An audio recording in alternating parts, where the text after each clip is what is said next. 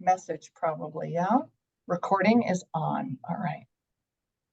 So I'm gonna share my screen and just welcome everyone to our April ACAP webinar on promoting active aging in Singapore. I'm so happy to see everybody again and to welcome you to this webinar, which is being done in collaboration with a tour that we are co-sponsoring in October to turn the rest of the world on to what's happening in Singapore and Korea in terms of active aging. So today, this month, we're going to focus on Singapore, and next month, we're going to focus on Korea. So as you know, we have ACAP members around the world, and you're certainly welcome to join. Just email us, and we'll add you to the list.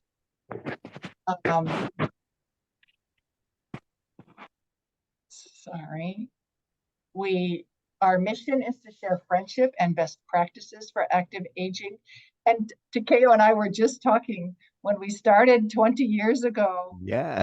No one was talking about active aging. And now so many people are talking about active aging, not only active aging, but all kinds of aging, how we can make sure that we can age in place, and even best ways to care for people that need long-term care services, how to use technology. So we've come a long, long way in the past 20 years. So our big benefit is learning from each other. We have a bi-monthly bulletin. We ask you to please send your stories. The next deadline is May 20th. We also have a monthly webinar, and this is a free organization. Everyone is welcome. So our webinars are monthly. As I said, this month we are hosting active aging in Singapore, and next month, active aging in Korea. After that, active aging in Japan, and we're going to continue on with lots of other things as we move forward through the year. I did want to say that Tanji, whose picture you see here, has been our shining star and our glue that's held us together and did a lot of the work in the past 2 years. And unfortunately, or fortunately for her, she got into medical school. So this is her last meeting with us. And we're going to miss her a lot. So congratulations, Taryn, and all the best in what you do in the future. Thank you, Dr. Braun, and all the ACAP members. So as I said, this webinar tonight is to sort of whet your appetite for the study tour. So many of you have been to Singapore and have seen a lot of these services, but things continue to grow and change, and there's new stuff to see. And we really want to invite people from who aren't familiar with all of the wonderful things that are happening as Asia transitions to an aging society. So next month, Dong-hee has many people already lined up for the webinar next month. Dong-hee Han, Yun Sung Ji, who is on with us today, Assistant Director of the 15-Minute City, Cho-min Kim, who is on with us today from Smart Nara Convalescent Hospital. And I don't know if Dr. Choi is on with us, but if you are, welcome very much. We look forward to your presentation next month. And so with that, I'm going to just introduce the program. We have Colin Hayashida giving an introduction today. Then we will have Ms. Thelma Kay provide us with an overview of Singapore's policies in relationship to aging and promoting active aging. And Thelma is a longtime ACAP member, former director of UNSCAP Social Development Division, but since retirement, she hasn't quit. She's been a senior advisor on aging issues, and she's always off somewhere doing some kind of consulting. And we're also lucky to have Dr. Ling Lang Thang, who is an associate professor at the National University of Singapore, and also heavily engaged in many things in the Next Age Institute, but many other things. And you'll hear about some of the things that she's involved in on the talk today. So we are so lucky to have everyone presenting. So I'm going to turn it over to Cullen Hayashida, who is one of the founders of ACAP and my buddy. We figured out we've known each other for almost 45 years. So Cullen is the one who has actually trialed and demonstrated lots of new services for the elderly in Hawaii. You know, he'll say, oh, let's try this, let's try this. So we're very lucky to have Cullen on our ACAP, in our ACAP family. So I'm gonna stop sharing my screen and hope that Cullen can share his. Okay. Thank you, everyone, and thank you for joining us today as we learn more about what's going on with regards to active aging in Singapore. And the question is, why active aging? Why Singapore? Well, first of all, and this is I'm speaking to the choir here, but obviously the world is aging. And the challenges that we are going to be facing over the next decade or two with regards to population aging and low fertility rates is creating a very unbalanced population structure for many, many countries throughout the world. And this is becoming increasingly unstable. And so there are big questions that we have to ask about, can the smaller number of young people sustain and support so many older people? And, related to this, obviously, is the cost of this change. Can we support? Do we have the ability to support this kind of growing number of older people, and at what cost? So this is where Active Aging Consortium, Asia Pacific came in back around 2005 or so. And we considered this to be an important strategy to address this challenge. To address this challenge, is this the only solution? Of course not, but it is an important strategy that needs to be attempted, and that's why it was formed.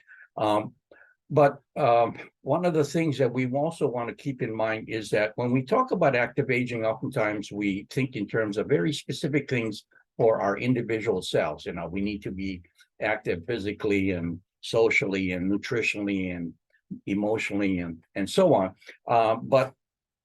But we need programs. We need programs in the community to support this. Basically, what we need to do is to create a culture change so that it becomes very easy for people to do this. And this means the creation of social infrastructure. The question is, who's doing this and how is it being done? And this is why we set up this seminar or this webinar on Singapore. We want to see what this particular nation state is doing to create this infrastructure. And after having done this, we want to move on to Korea to see what's happening and how they're doing it there as well. And this whole process is successful. Perhaps we'll be able to move on to other countries and look at their experiences in this area as well. And this is part of the reason we're working this in conjunction with the International Active Aging Study Tour to Singapore and Korea in October of this year, 2023. So it's with that in mind that we've invited two experts from Singapore this time, Thelma Kay and Lang Lang Tsang, to provide us with some overview and also to give us some ideas in terms of what they're doing and get us excited in terms of wanting us and to let others know that this there's something going on here, and perhaps we need to take a closer look by actually attending these study tours. So let's start off with Thelma so that she could tell us a little bit more about what's happening there. Thelma? Thelma, is it okay? I share the screen. No, it's okay. I'm Okay. I'm here. Yeah, okay. All right. Thank you, Cullen. Yes. Okay, I think we got the technology to work. I will do the first part on policies and plans, and Ling will excite you with all the interesting programs we have in Singapore. So first of all, welcome to Singapore. This is the classical shot of our beautiful Marina Bay Sands and Malayan, the symbol of Singapore. In fact, some of you will think of Singapore as ultramodern from crazy rich Asians, but we are that. But also we have a lot living in public housing. Let me move on. So let me tell you a bit about Singapore. Many of you probably have heard about it. It's a very small island with a population of about 5 million, with a very low fertility rate of only about 1, but very high life expectancy, 81 for males, 86 for females, which of course gives rise to an aging issue, meaning our population is aging very fast without very little replenishment. Now, in terms of the figures, we will be super aged. That is over 21% by the year 2026. And then by 2030, 1 in 4 will be over 65. But let me jump back a little bit. Singapore is a very diverse, multicultural, multi-ethnic country. We have a majority of Chinese, 75.9. We have a sizable number of Malays and Indians. Those are our main population groups, and with many, the rest are called others. And so we are very multiracial, multi-ethnic, and also very multicultural. Now, coming back to my earlier points, with the aging situation, we have going to have an increasing number. We already have an increasing number of the older old. And as some of you who are experts in aging will know, those over 65 are 3.5 times more likely to be hospitalized. It's an increase in dementia. We are having more and more living alone. By 2030, there'll be 83,000. And about 100,000 will have at least a mild disability.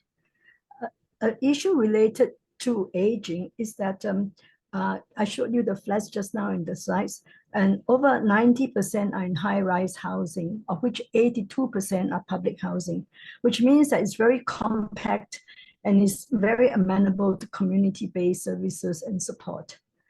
A last point on our demography is that very, very small amount is in institutional care, and general consensus is people prefer to age in place. So this has a lot of policy implications.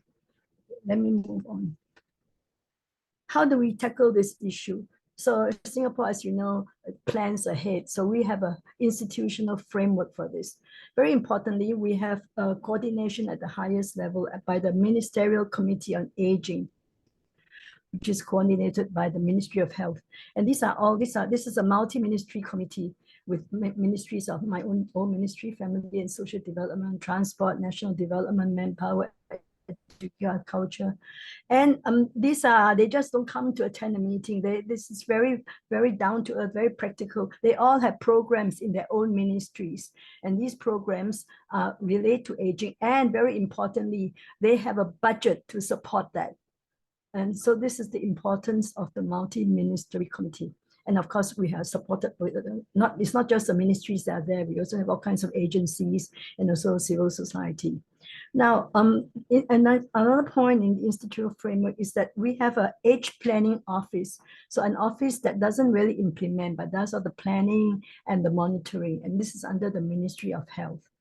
And then we have a special agency called the AIC, which specially coordinates and integrates long-term care, which is also under the Ministry of Health. So they will direct people to where they should go after the hospitalization. This is a very, very down-to-earth agency. Now, I will focus on the 2 action plans that we have done, because in Singapore, we like to have really good action plans. So the first one is the 2015 Action Plan for Successful Aging. And this has recently been refreshed to call the Refresh Action Plan, and I will give you some details.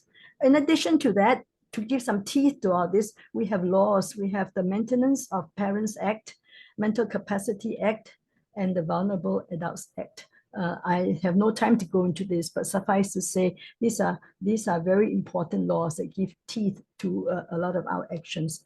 And lastly, we have, of course, it's not all this, because a lot of aging issues are worked into existing laws, for example, income tax.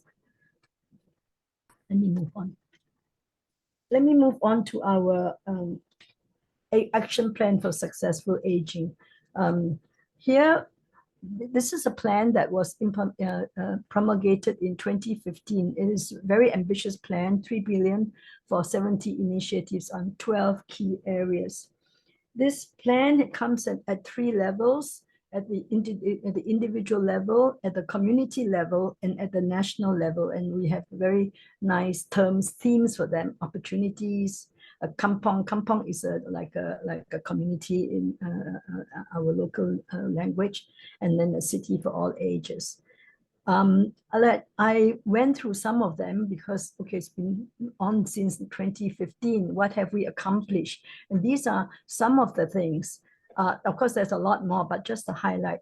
First of all, a lifelong employability grants have been given to employers to redesign jobs. Actually, there has been action on retirement age to increase the retirement age and also to increase the re-employment age. This will be of interest to those of you in Europe when you see some problems when countries try to raise the retirement age. And then there's been a lot of work on retirement adequacy. Is there enough money for people to retire on? So we have something called our pension scheme called the Central Provident Fund, and this has been revamped and revised to reflect the aging population. And then another very important part is the health and wellness. And here we have, I've traced a lot of seniors health programs, workplace health programs. So a lot of action has been taken since that action plan. And very importantly, with learning opportunities, a National Silver Academy was established in the year 2015, not long after the promulgation of the action plan. And this has been very active in doing lifelong learning, adult learning. And very specifically, we have a program called Skills Future that is aimed at developing skills. These are all, especially Skills Future, is being fine-tuned now. We had to start somewhere. So with the passing of time and experience, these programs are being fine-tuned to, first of all, to see whether they work, and then how do we improve them. And then under this, there's a senior volunteerism, which hasn't been very, very good, but has increased.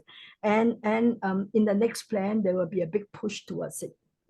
So at the community level, this is to develop the community spirit. There have been a lot of programs on social inclusion, for example, a lot of intergenerational learning programs, the young teaching the not so young, and also in terms of physical structure, co-location of childcare and elder care centers.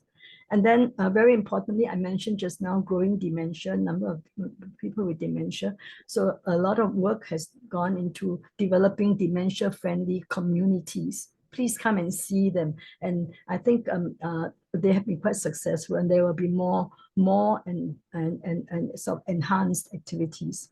At the national level, City for All Ages, I know this is right after the heart of WHO with the age-friendly city initiative. We have healthcare and aged care at the national level. So all the aged care activities have been expanded: nursing homes, home care, age-friendly housing, a big program there, which I'm sure Ling will talk about it. Sorry. Age-friendly transport. Now, this has been very successful. I have been able to track it. Like all public buses are now wheelchair accessible, and all our MRT stations, as our underground stations, are barrier-free. And then we have age-friendly public spaces. You will see like therapeutic gardens and parks for intergenerational exercise, for exercising of all ages. And then I think those of you who are academics will be interested to know that there have been a lot of research grants for research on aging. So this has been what has happened since 2015. Let me move on. But I thought about this, and many of you are going to be policymakers. What would be the principles and that will shape this? So I call this evolving principles and reality. shaping anticipatory policy making. These are not my words. These are works of my minister who said Singapore must do anticipatory policy making. Because I forgot to mention just now that actually aging is the very important. Aging is is this generation's biggest social transformation. So for that, we need important policies. So the first, this is in a way particular to Singapore, but also applicable to all countries. For us, aging in place is a default. That means, there's a government policy to promote aging in place. So because of that, we have to enhance the built environment. There are going to be new housing options. Hopefully you will see some of them when you come to Singapore. And then there is, I think Cullen mentioned just now that health must go beyond physical health. So now there's really the push to go beyond physical health, to look at mental health, to keep our older persons active and purposeful. So it's caring beyond. And then there's going to be greater emphasis on preventive care and community support. And then the whole of government approach will be strengthened. And as I mentioned to you, it's very important for planning purposes, for implementation, and very importantly for the budget. And then the next point is we have learned that we must broaden the social compact. Singapore has, I think all of you will think of Singapore as very efficient, very well run by the government, which is true. But the government doesn't want to be by itself on this. It wants to do a government plus. It wants to involve everybody. So we want to broaden the social compact to have a whole of society approach, which is all different, the cell, the family, businesses, especially now, civil society, community. And so that's why there's going to be a bigger thrust on philanthropy and voluntarism. And of course, we are trying to build an inclusive society. Remember, I told you we are very diverse. So it's very important that we co-create society and develop a lot of intergenerational interdependence. So we're going to try new approaches. I think all of you are interested. Cullen mentioned it, that will be people are looking for new approaches. There's going to be one big program called Healthier SG, focusing a lot on preventive measures. And a new thing in housing is community care apartments, which means that if you live in an apartment, you can also arrange for care from the community to come and look after you within your apartment. So lastly, we are going to learn, and we are learning from our experience with COVID, which brought a lot of outpouring of community support, and also the things that we have to do to strengthen the health infrastructure. So moving on from that, these are the lessons we have learned. And so we now have a new action plan, the action plan 2023, which is the action plan for successful aging. This is a refreshment. A lot of what we have done so far will be continued, but improved, enhanced, so that we learn the lessons from there. So this is going to be focused on community initiatives to empower Singaporeans to take charge. It is anchored on 3 C's: care, contribution, and connectedness. So I will go very quickly through it because Leng will have a lot to say about this. So first of all, the care thrust. 3 C's are very easy to remember, right? So care thrust is the care thrust is going to be focusing on live well, age well. So a lot of physical activity, health screening, a lot of like preventive measures. And then the next big item is going to be supporting dementia. We have already done something on dementia, but there are going to be more memory clinics, more community outreach teams to identify the seniors. And then very importantly, there will be more funding on dementia and new approaches. And then there will be a part on preparing for end of life. I think we all don't want to talk about it. We don't want to face it, but it's something that we have to accept and prepare for. The next thrust is the contribution thrust, which means that our seniors want to remain in productive employment. I know some people that there is some I wouldn't say a debate, but some people do not want to continue. But in the case of Singapore, there is I think a very pronounced, very obvious surveys have been done. People have been interviewed, and that people want to work longer. So there's incentives to continue working, to help the employers to offset whatever employing older citizens will cost them.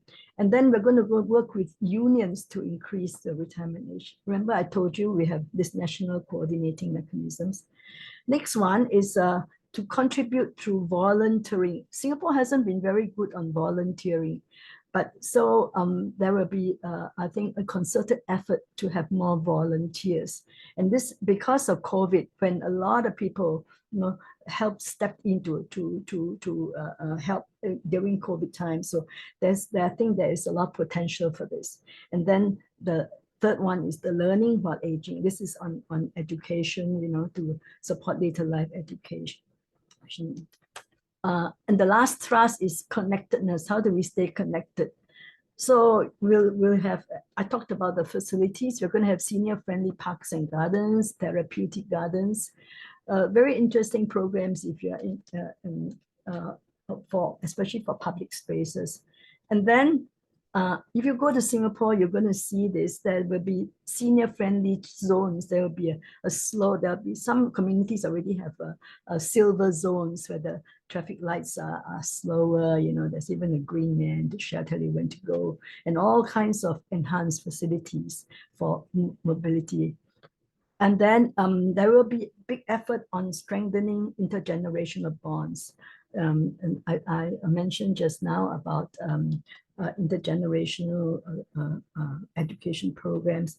And then we have something called Active Silver Hub, which is on in some already going on, but these will be enhanced, will be improved, because this is to make sure that that more people use this, and is more and it's really useful. I think we can learn a lot from Japan, from other countries on these active silver hubs. And lastly, but not least, is that we have to equip our seniors with digital skills. Is something that is a national priority. And I think all of us will be happy to know that we are going to give subsidies to senior citizens for their smartphones and their mobile plans. I have availed myself of one, and I will certainly look forward to it. But definitely our older persons need to have enhanced training. They need to make better use of smartphones. So with that, I hope I have whetted some of your appetite, and I will pass over to Ling, who will whet your appetite more, because she has very exciting details on all these programs. So Ling, it's all yours. Thank you. Okay, let me share.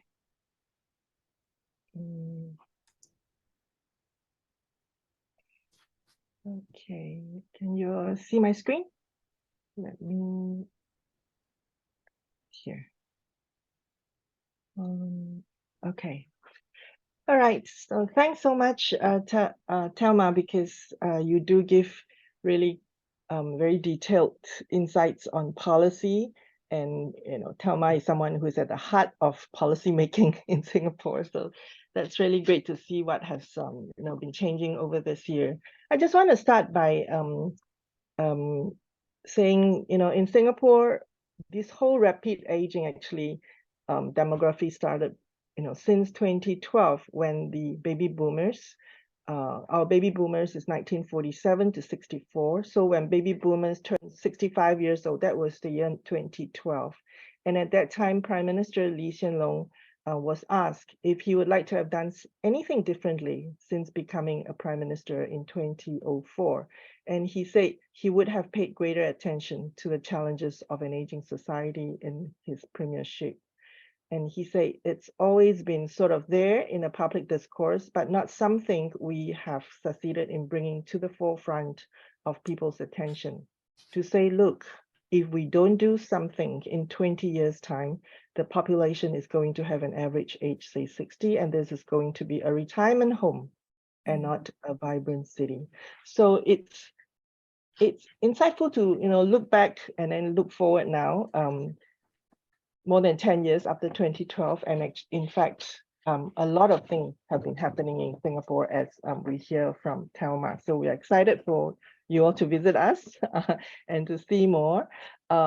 So I'm going to just share some of the practice programs, that we have currently, and there will be more, I'm sure, coming on with our new successful aging framework. So just to start, say that in Singapore, in Chinese term for older persons, we use the term le ling. Le means happy, ling means age. So it's like, really this whole encouragement of a positive image, active image of aging with this term called le ling. So Thelma talks about the care thrust. I just want to highlight that just recently, 3 days ago, this was on the newspaper talking about National Museum of Singapore opening a reunion space for seniors with dementia and the wider community. So this is I think what's interesting moving forward is to see how, when we look at active aging, we're expanding this definition of active aging, that is not only for people who are active, who are healthy in the first place, but for people to be able to stay active. And we talk about active, not just be physically, emotionally as well, socially active. So such kind of space and environment that we are creating for people who may not be as physically active, for example, or or socially active, I think are really good plans moving forward. And this one too, when we talk about active aging sports, we always link sports with people who are ambulant, but here we are seeing that how active can be adapted, to seniors who may be even on wheelchair and so forth. So this is from the Sports SG, and this is under Sports Cares program. So in terms of contribution, I think Thelma has very rightly said that, volunteering, senior volunteering is really, we're not doing big on that, but RSVP, this is the organization that has been around in Singapore, and they have seen more active participation of older people in volunteering. But of course, you can see here, most of them are women. So there's always this concern, how do you bring more men into the social activity space as well? But RSVP is doing quite a lot of exciting things with volunteering, promoting digital learning, as well as having social activities and intergenerational programs, mentoring the children in elementary schools. So another thing that Thelma has mentioned is how we are really pushing for more senior employment, to have more older people employing to older age. But one of the issues of senior employment is really this idea, this concern with ageism, of how we can work together in an intergenerational team. So this is one poster that shows the kind of effort in trying to promote and get people to really bypass this whole ageist attitudes and see the social capital and the resources that older employers can bring together, bring to the workplace together with older people as younger people as a team. And this one on online learning for seniors, this is something that is from the National Silver Academy that is run by Council for Third Age. Council for Third Age is an organization that was started in 2007, and I would see it as really marking the launch of this widespread awareness of active aging and fostering positive attitudes towards aging in Singapore. Catherine did say that, our ACAP started in 2005, right? When there was not much mention about active aging. And it's the same in Singapore. I think C3A, when they started in 2007, they really moved. We can see the move towards more of a positive paradigm of gerontology, discourse in Singapore. So, so they play very pivotal role, I would say, in terms of what, the developments of active aging from then. And now active C3A is the organization that is involved with lifelong learning. So that's why they're taking care of the National Silver Academy, as well as to try to promote more of senior volunteerism as well. So there are all kinds of online learning courses under National Silver Academy, and to keep people active, and to be engaged, and also to learn digital wellness. So that's part of it. So we have a skills future in Singapore, where all Singaporeans can tap on the funding to have lifelong learning courses.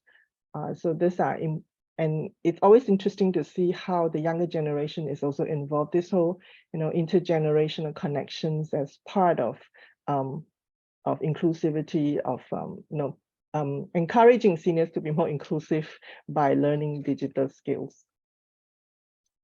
Okay, and Thelma also talked about the intergenerational learning programs we have in Singapore. This is one of the very successful programs that Council for Third Age is working on, and it's run by Fei Yue Services that I am a part of. So it has started from 2011 pilot, and it's still going strong, and it really, I think it now goes to like 150 schools. So far, 150 schools have been participating in this program. My hope is that we can have it pushed out to all schools in Singapore, because even though it's some schools will have it as 1 lesson, some schools have it as 4 lessons, but the opportunity for old and young people to meet, to do activities together, really we have seen very positive results of young children, students feeling that they do, that the older people are not that hard to communicate with. And that also, one of the important things is to spark their interest to learn more about their own grandparents. And that helps in fostering family relationships as well. Okay, so this is one of the intergenerational learning program that I organized in the university, so where my students brought in a group of seniors from the community to NUS classrooms and had smartphone learning workshops. I think we had 6 workshops at that time, so they actually got to know each other quite well after that. Okay, and one of the other things that I felt I could see happening more is also something on tri-generational mentoring. So one of the things I'm trying to develop more is this is actually being piloted in a school now for 3 years already with NUS students, but I'm hoping that we can bring more to other schools as well, of having older adults together with college students, for us as NUS students here, to be mentors for elementary or secondary schools who are the mentees. So we are hoping that this kind of 3-generation kind of interaction will help to provide more opportunities for intergenerational learning to reduce ageism, and to help the younger students as well in their growth and resilience. Okay, and then I think in the art scene, it's very heartening to see also the inclusion of older people as active participations in the art scene. So this is one art project that my friend Dexter, who is 80 years old, decided that, for the first time, he's going to act and be active. So it was a very successful play that he had, which the story it's about his own story, about how his childhood and things, and then interaction with the young actor. So to him, the whole interaction with a young actor was really quite an experience, where he learned to really know more about the other generation. So this is another pretty new initiatives by a Gen-led collective. It's a ground up initiative from young people wanting to have more connections with older generations. So it's interesting that they have human libraries and different kind of programs to try to engage more of the generations. So it's heartening that younger generation is taking the lead to want to have more connections with the older generations, and we hope that more of this will come with more attention on intergenerational bonding in our policy. Okay, and it's also interesting in Singapore that when we talk about active, being active, it also involves being active in the family as grandparents.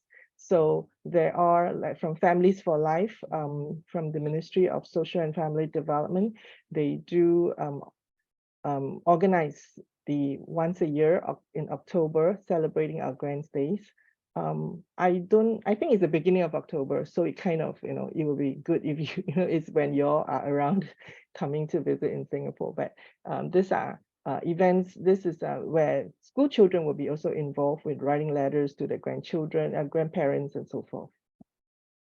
Okay, so this some, I'm aware of the time, so let me just go by quickly. One of the things that we can see in Singapore policy for aging is really, this concept of aging in place also means that we're trying to integrate the housing into a more larger ecosystem within the community and environment. So this is the first attempt that's we call a modern kampong village, a first co-location of different kind of services together, because we do have the older people, the taller blocks that you see on the left are the blocks of senior apartments. And then it's interesting how it also, builds with childcare centers nearby and so forth, and enabling the kind of a community cross-generational interaction. So this is the place, and they do have morning exercise, mass exercise in the foyer. It of course was stopped in COVID period. I hope it has come back again recently. But well, this is one of the places that you can consider visiting if you're interested when you are in Singapore. So there will be a few more of such integrated kampong kind of hubs coming up in different parts of Singapore. Okay, let me just very quickly go through this health district at Queenstown initiatives. So this initiative is organized by initiative jointly by National University of Singapore, the Health Service, as well as the Housing and Development Board. So it is a new program, one of the latest in Singapore. And we have chosen Queenstown because, well, one of the reasons is it's not so far from NUS, and it's also a district where the demographic profiles mirrors the national projected demographics. So it already has the demographics of 2030, where 1 in 4 will be 65 years old in a community. And this district also, there's a lot of rejuvenation plans going on. So there will be opportunities for us to try new things. So the second community care apartments that's going to be built by the public housing is going to be housed in Queenstown as well. So we have different work streams working, and in fact, and we have a international board expert panels that was involved with us, that is involved with us as well. So they're all coming. Most of them are coming next month, early next month, for a meeting and various symposiums as well. So there are different work streams to try to work across more comprehensively to effect better policy, better population health over time.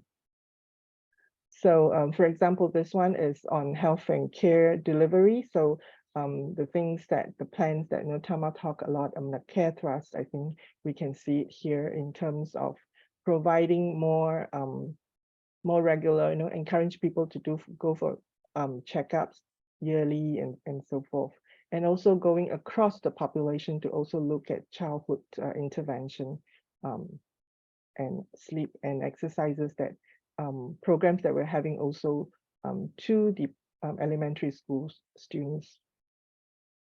Okay, and then my stream, I'm the co-lead for the Purposeful Longevity.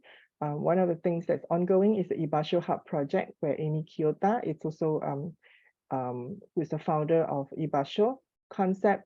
She's also with us in this project, and by October, we are doing the architecture drawing and things now. So hopefully by October, the place will be more or less ready for you to take a look.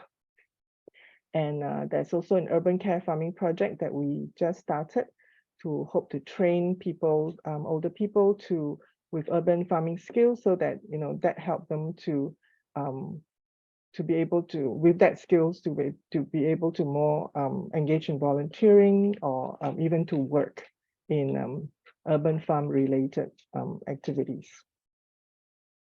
Okay, and then the planning and design work streams are also doing quite a lot of things, and they are now trying to work with residents to co-design spaces. So we're hoping that with things that we learn from the needs of the residents, we are able to improve public housing developments in terms of increasing playgrounds, dementia-friendly signages, and therapeutic gardens, and so forth. So there is a new big housing estate that's coming out in Queenstown as well. So we are hoping to see more interesting things that we learn in this project to come, and to be able to apply it to the next new housing projects. Okay, so this is some of these gardens and health interchange that we can see in Queenstown. Queenstown, by the way, is also very interesting because it's the first public housing estate in Singapore. It was it's called Queenstown because in 1953, Queen Elizabeth came to visit Singapore. No, Queen Elizabeth became queen, right? So that's why in when this was housing estate was established in 1953, it was named as Queenstown. Okay, let me just conclude by giving some characteristics of active aging policy and practice that have been developing. I think we are seeing more of a lot of integration going on with multi-agency efforts. The Kampong Admiralty is actually one such example where you have a huge multi-agency coming together to make things happen. So it's not just about public housing, it's also about public health and also the business sector, people sector as well. And also we see how we're trying to really look more into how could we change environment to make active aging more possible. So things like have more steps in certain places. Now, if you go to our MRT, our mass transit subway system, you will notice that they put the steps. I mean they built it in the sense that the staircase are right in the middle, where it's nearer than for you to go and take the escalator. So there's little ways that we try to nudge people to be more active physically as well. And I think another thing we can see happening is really more of an inclusive, much more of a inclusive efforts, digital inclusivity, into the intergenerational kind of involvement, including the family as well. But I think moving forward, some of the challenges we have, it's really we need to make much more efforts in reducing ageism so that we can see active aging as embracing by the whole population and not just something that older people's business. And also we have to really make effort to include all stratas of seniors, because some low-income seniors may be excluded from such opportunities because they are not included in the digital world, as well as seniors who are less active or dementia. I think we can already see some efforts going on to involve them. And I think this will change, in fact, the whole definition of what active aging is. Thank you very much. Let me stop share. Thank you. Let's hear for our speakers. Wonderful. Wonderful. I'm always impressed with Singapore and how they're just speeding ahead with policies and programs, and the Queenstown project is very exciting. I know, Lang Lang, you've been very involved in that. So good presentations. So I'd like to open it now for questions and comments.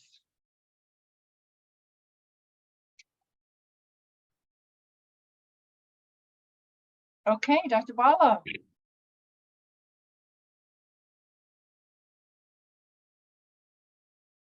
Hello. May I? Yes, please. Yeah, I am Dr. Bala from India. A very nice talk. Thank you very much, sir.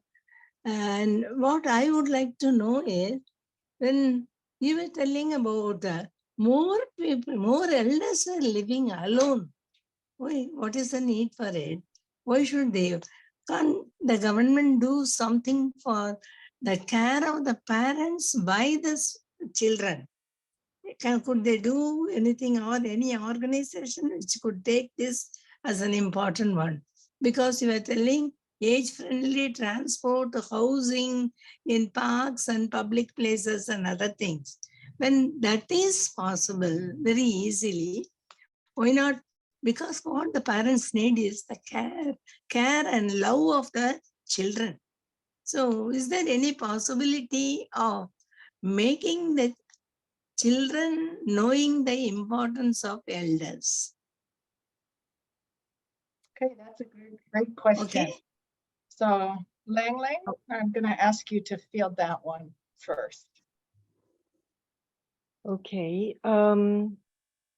Yes, you're right. We do have more and more older people who are living alone because, well, the whole family structure has changed. Our household per person household now, it's only 3.09, which is really small households that we are moving forward to. So Singapore government has actually built the senior apartment to try to engage older people. I mean, to have so there are the early types of senior apartments, like they're really small, 1-bedroom or studio kind of apartments for 1 or 2 persons. And the earlier ones are like whole block of them are senior apartments, but it's the same in the Kampong Admiralty, a whole block of them are senior spot. This is one typology.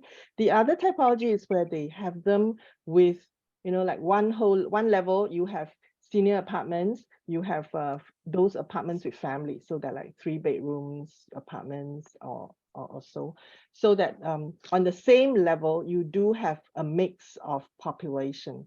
Some of this, for example, some adult children, they want to live near their parents, they could apply to live near, next to each other, and they could have priority in applying to the new, HDB flats and HDB apartments and so forth. So to be able to have to facilitate close by living is one way to enable older people to still receive care and support from their children, although they're not living together, but they're living close by. So that is one of the policy strategies in housing in Singapore to allow for children to continue to care for their parents. In Singapore, I think by and large, children would express that they want to care for their parents, although they probably don't have the capacity to do so, because it's very common for dual working couples. But we do have this system of foreign domestic helpers. So in fact, most people, if they need to, and they want to stay at home, stay in the community to age in place, the foreign domestic helpers, in fact, is usually the solution for these families. Yeah, so like for myself, my parents stay like 100 meters away in an apartment, and they live alone, just the 2 of them, but my father has dementia and and on wheelchairs, so we do have helpers, we do engage helpers in the family. And because they're so close by to us, it's easy for us to visit them as well and to provide the support. So Singapore, it's actually a very small country as well. We are just like a city size, and so it's actually pretty easy to visit each other and visit our parents. But also at the same time, we are seeing lots more nursing homes that are being built, and many of them are increasingly being built close by in the community. Yeah. Okay. Great. Thelma, you want to add? Yes, I just want to add something. This is a little bit negative, but just as we have a lot of carrots, we also have some sticks, yeah. And some of you may have heard of our infamous Maintenance of Parent Act, which is that parents who feel that they have been neglected by their children, they haven't been given money, can go and report them. And then there will be some panel, some office that will attempt to negotiate and arbitrate, so that the situation can be sorted out. Usually it's a matter of a sibling fairness, sibling equity. So the body that's dealing with it will call upon the children to come to sort out how they should support their parents. So it's not used very often, but it's, I think, more of a threat that if you don't do it, I'll bring you to this maintenance of parent board. So in a way, as I said, there's a lot of carrots, yeah, but a few sticks, yeah. Yeah. Wow, that's very, very interesting. Okay, I'm going to move on to something from the chat from Brian Finson. Can you give examples of strategies to reduce ageism? So again, we'll start with Lang Lang. Yeah, I think the intergenerational programs that the activities that we have in Singapore is actually explicitly one way to hope to reduce ageism, so that we are hoping that all the mentoring programs, intergenerational mentoring programs, and the intergenerational learning programs, I think those are really comes with the objectives of hoping to reduce ageism of young people towards older people. So to understand, and we do see the impact where younger people feel that they are able to understand older people better. They feel that they are not so and some people say that, oh, actually older people are really quite humble. They are willing to learn from the younger generation.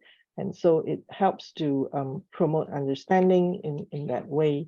But I think a lot more has to be done to make it really a part of life, that we constantly and reduce ageism.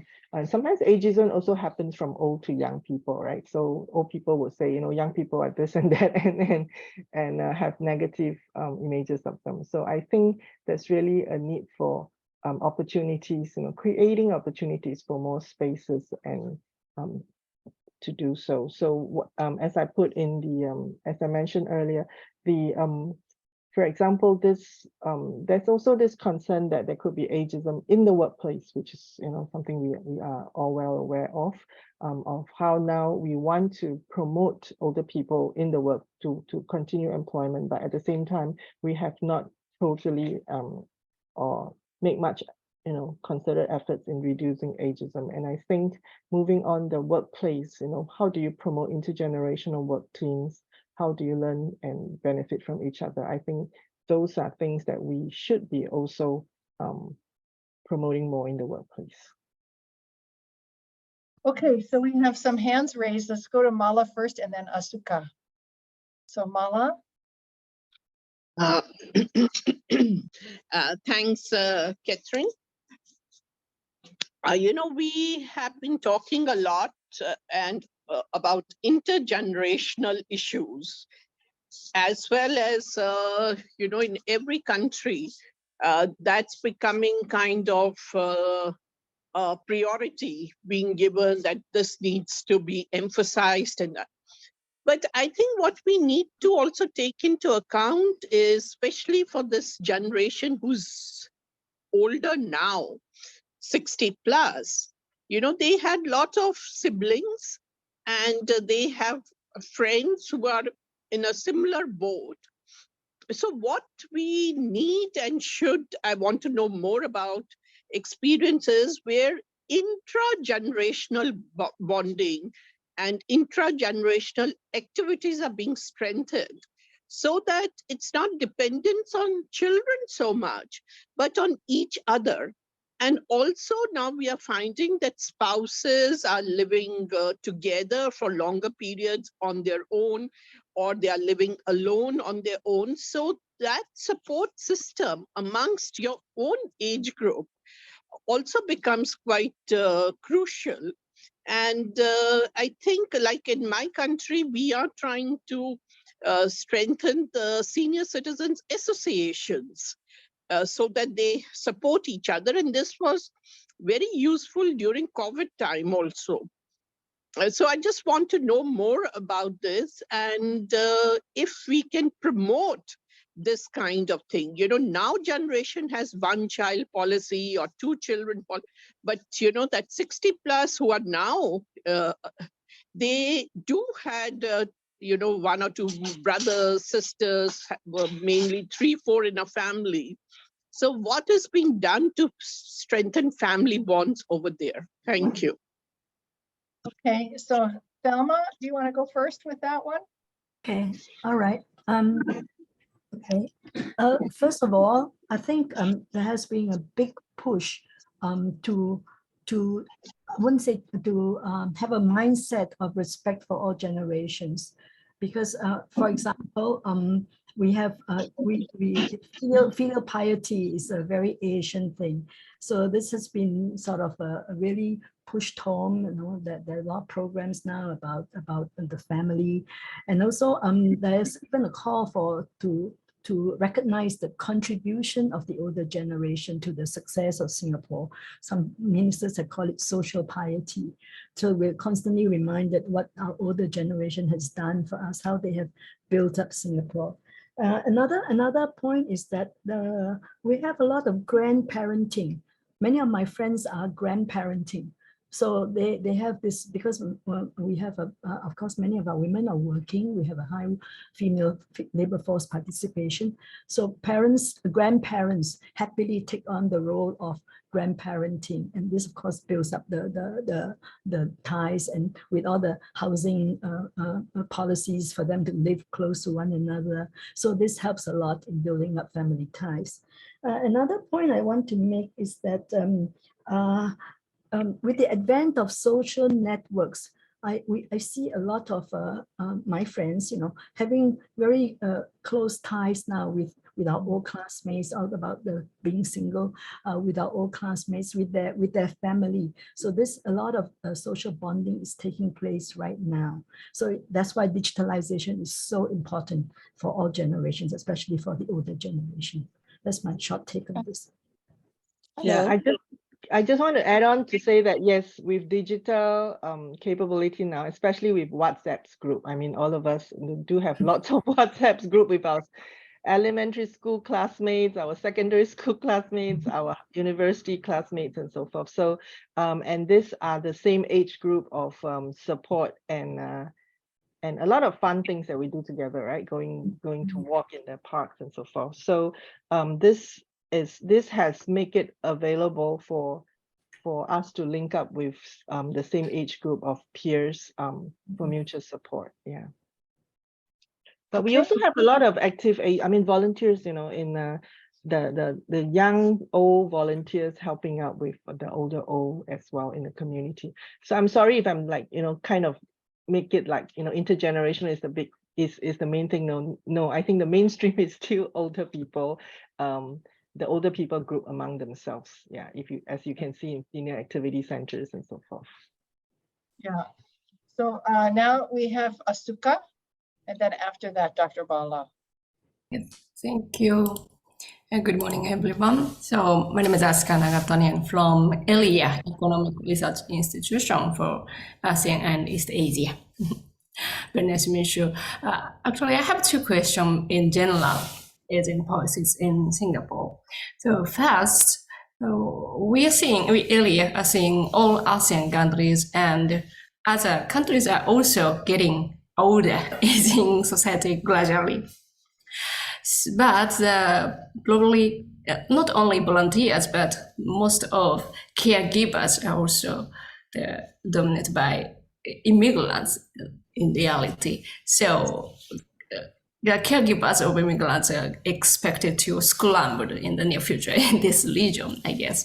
So, but how Singapore government does try to ensure caregivers, so that's why the Singapore government is focused on training volunteers like the aged people or the community-based care. I'd like to ask about caregivers point. And secondly, regarding the fertility rate, it is a little different from aging, but this fertility rate problem and aging are two sides of the same coin. So for instance, Japan is said to concentrate on aging policies too much, and it caused super aging society reportedly. Therefore, I'd like to know the Singapore government thinks this problem is also heavy impact or not. in addition, the recent latest fertility rate is the lowest in Singapore. So therefore, if there's any comments or input giving me, that would be appreciated. Thank you. Okay, we have a question on caregiving and a question on Fertility rate. what's happening with the other generation. We're focusing on. Yes. So Langley, you want to start? Okay, so your question on caregiving, can you repeat again? Yeah, but global caregivers I would say dominated by immigrants in Singapore too, maybe, but in other countries also are getting older, and the caregivers are expected to scramble in the near future. So Okay, so it's about immigrants. Yes. We're going to have a very competitive yes, very competitive immigrant caregiver market, right? Because Japan too is opening up to have more immigrants, and most places also ASEAN countries themselves are also aging, and they may not be able to afford getting older. Their daughters and the daughters to come out to work as caregivers. Yes. That's the reality. But at the same, I think now in Singapore, the main sources of immigrant caregivers are Indonesia, Philippines, Myanmar. Actually, Myanmar, we have more and more from Myanmar, and there are also new areas that they are coming from, like Cambodia, and so forth. So I don't know, Thelma maybe know more, but how, I think the government is always looking for new places that they can employ caregivers in. But it's not, okay, so the source of having caregivers, of course, that's one big issue, because, with older generation, with older population, inevitably, we're going to have more care needs and caregivers need. But the other thing is, the other issues that we're grappling with in Singapore is how to professionalize, or, to better the skills of the caregivers that are coming in, because that's also another important area, that ensuring that you want to ensure aging in place, then you have to ensure that there are enough caregivers around. So at the same time, there are things like, trying to strengthen community-based kind of care and so forth. But still, it's not enough, right? Community-based care, probably you go to a senior activity or senior care center for the day, but who is going to take care at night? So yes, these are really issues that people are grappling with. So there are some new things like, night care, night respite care, and so forth. So there are some plans in mind. We do have the grand plan for caregivers as well, that I can, we can share if you're interested in. But a lot of challenges, I think, are in place in this area, especially with the increase in dementia population in Singapore.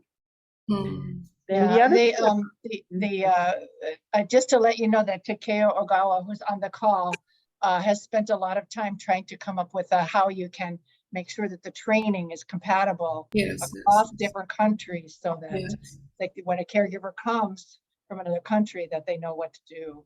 So it is a lot. It is a big field. Okay, sorry to interrupt you, Lang Lang. I know you had another question, another response. So fertility rate, yes, Singapore has one of the world's lowest fertility rates, I think, by now. And the government is putting in a lot of funding budget into encouraging the fertility rate to increase. So that's from encouraging people to get married. I think that's, to start from there, because in Singapore, the norm is people get married, then have children. It's not unlike in European countries. Maybe you don't have very high marriage rate, but you do have, higher children. People can cohabitate and have children. So encouraging children, encouraging people to get married, have children. And so it comes to very nitty-gritty things like housing. How do you have adequate housing for couples who want to have family and want to set up family? So there are actually a lot of very locally contextual issues in Singapore. So sometimes people, you know, it's very common for young couples to get married. Before they get married, they apply for public housing to have a apartment of their own. And then because so many people, this is the baby boom generation's children, you know, now. So they're actually quite a big group, and the housing market is not able to, you know, they're not going to build houses so fast. So some people have to wait like 5 years after they apply for that, and then they will say, you know, oh, I don't have my house yet, so you know, I don't want to have children yet. So there are things that different kind of factors that cause people to delay having children. And then of course also in Singapore, women are you know, many women are highly educated and so very active in the workforce. So that's also one issue in terms of encouraging women to, you know, the support that we need more comprehensively to change the workplace to enable parents to be able to feel comfortable in having children. So that it's also, so most recently we have like paternity leave, that now fathers can also take paternity leave and so forth. So there are new policies coming up, new measures coming up time and again to try to promote fertility rate. Another thing is we do have the child development account. So once the child is born, the government will, you know, there will be some funding that's given to the child. So that would help to help with the cost of child raising as well. But of course, you know, child raising is always expensive. Yes, I know. So yes, so this is a really big issue as well in Singapore. We are not too sure whether it's going to really be successful in, you know, at least in stop further drop in birth rate, I think. Yeah, so besides all the material, you know, financial aid and all that, it's really the values, right, that people see the need, the values of forming families, having children. That's also very important. Yeah.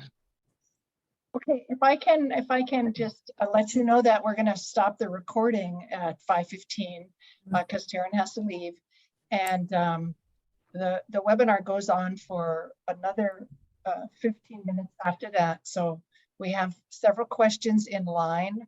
So anyway, after Thelma, I know there's Dr. Bala. There's a question from Susan Olmsted. There's another question from Neetu Batra. So we have some more questions, but I just wanted to let you know that the recording will stop in a minute. So Thelma, did you want to respond also? Just a quick response on foreign domestic workers. In Singapore, as Ling has told you, we are very dependent on foreign domestic workers. But I think I've seen debate going on at the policy level. Some will say, well, if we can still get them and we need them, why not? Yeah, well, we can. So two-pronged approach. One is to, of course, have a substitution approach for community care and other. And another one is we can get them in if we can find them, just make it affordable. And another point is that our foreign domestic workers, migrant workers is a very big issue in Singapore.